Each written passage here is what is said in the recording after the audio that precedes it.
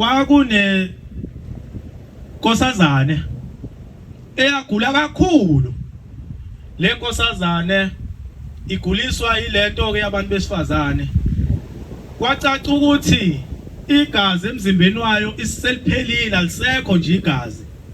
Ngikhumbula ngelinye ilanga yaphuma endlini ithi iyangasese. Ayibanga isafika la yayiya khona yasiwa phansi.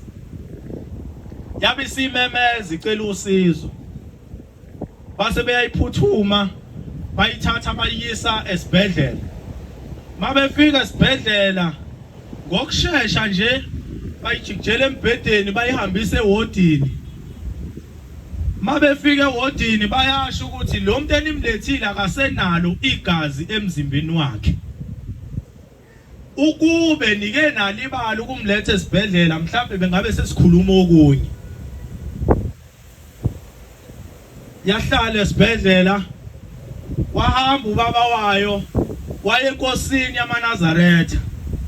Yathi inkosi ngesikhathi ebika yasithi awu umntana kulele kusiphi isibhedlela. Wasethi baba ulele eKingsway Hospital.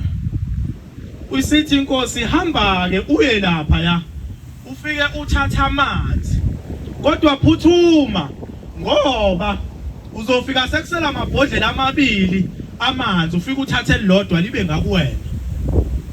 Wasukuma ubaba wale nkosazane wagijima nangempela wafica sekusela igubhe ezimbili zamanzi wafika wathatha esisodwa saba ngakuye.